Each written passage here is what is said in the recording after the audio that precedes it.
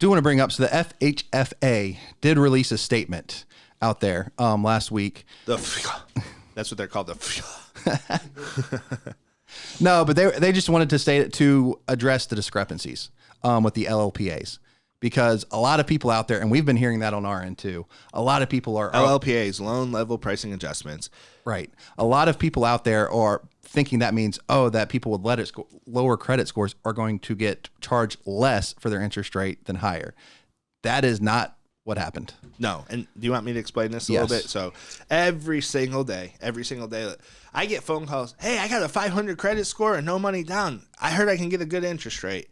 Define good, right? Define good. No, that's not necessarily the case. The loan level pricing adjustment, what they did was they stopped giving as much of a benefit. They stopped giving as much of a benefit to somebody with 20% down and a high credit score. It doesn't mean they don't get a benefit or a positive pricing adjustment. They just get less of a positive pricing adjustment. And they stopped hitting the lower credit score with less down payment as hard. So they have less of a negative adjustment, but it's still a negative adjustment, and your interest rate is not going to be as good as the higher credit score, more down payment person. It still is beneficial to have a higher credit score, more down payment. You just aren't going to get as much of a benefit. Right. Yeah, so that's what that is. It's not that, why are they doing this, this, that, and the other thing? Why are they punishing me? They are kind of punishing you, but they also probably want you to stop buying in this time period and to sit still, because they're trying to slow the economy down. So this also has something to do with it, in my opinion. And they also are, there's a big push on first-time home buyers. There's a big push on people in certain communities that are lower income communities having the opportunity to purchase homes, which I think is a good thing.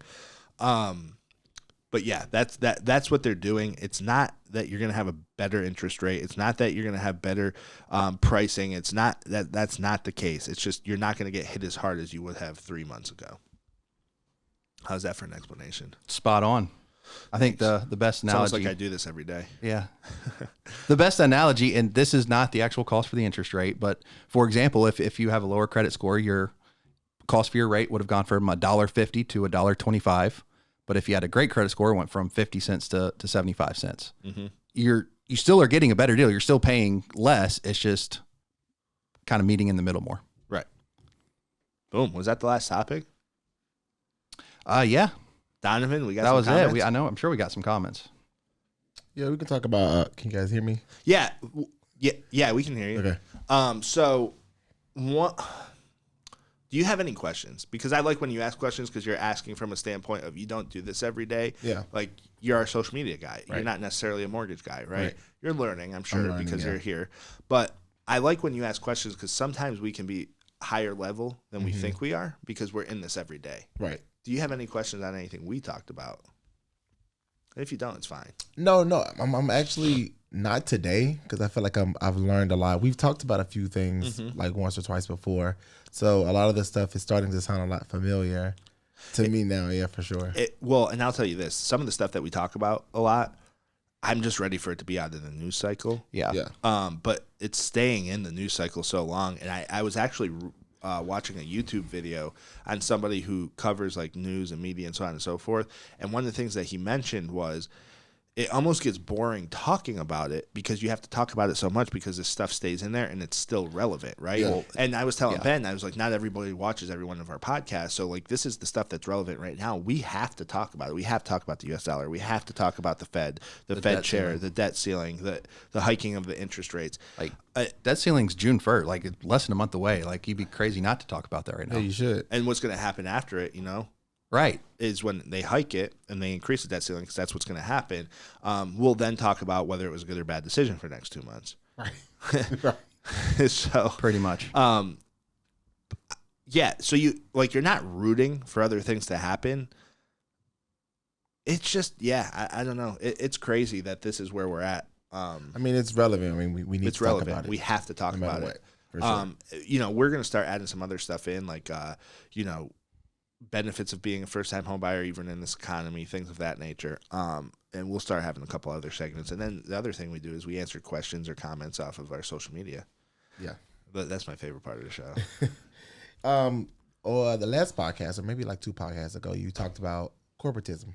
Yeah, I love it. Just kidding. Well, I mean, there were some people who actually they kind of disagree with you. They somebody said it was a good thing because they can like businesses consume from it and we need it essentially. You know, somebody said America is very quickly losing its place as the number one world power. Do you agree? No. Right. Kind of mentioned that earlier with the dollar. Yeah, And, I thought it was kind of cool. I was like, wait, he just talked about this, but yeah. Yeah, no. America is not going to lose its place as number one world power. Not anytime soon. Can it happen? Yes. It would happen internally before somebody replaces us, meaning we screw up internally.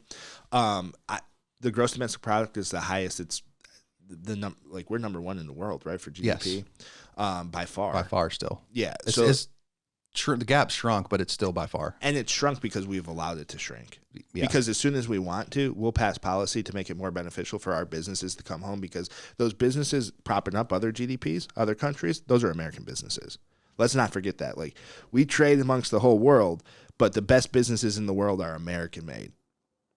That's why we are the greatest country in the world, because of our business. Now, GDP is high. We have the most powerful military. We have technology that we don't even know about yet. But we have it. I would put us up, because in order to replace us, there's going to have to be a war first, which we don't want. But do you think America's going down without a war? No, we're definitely not going down without a fight. No. That's for sure. Right. And we don't want that. We want to just keep winning from a business standpoint, because GDP, as long as it stays high, you're not going to replace us.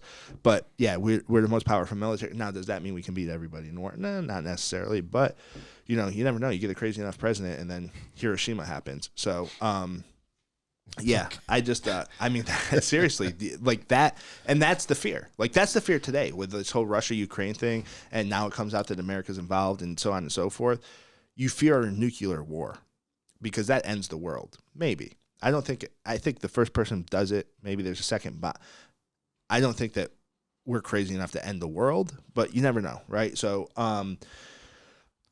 to answer the question, no, our GDP is too high to replace us as a world power. As soon as we wanted to, we could pull the plug on China and their economy goes away. Imagine if Americans stopped buying Chinese products. I mean, wild. We are China's economy. Like, Americans are consumers. Consumerism's a thing. Now, the Chinese have a big economy because they have a big population on their own, but their average age of population, I think, is 56. So they're all going to be dead in a few years. That's the truth. Like, it's a sad state of the world, but like, we all die at some point. What's the average age of life? 76 for a male, 78 for a female. So they got about 20 years left of most of them being alive. So when that happens, they have a massive population drop off. Where are they getting their money from? Who's consuming their product? It's us, baby. The red, white, and blue.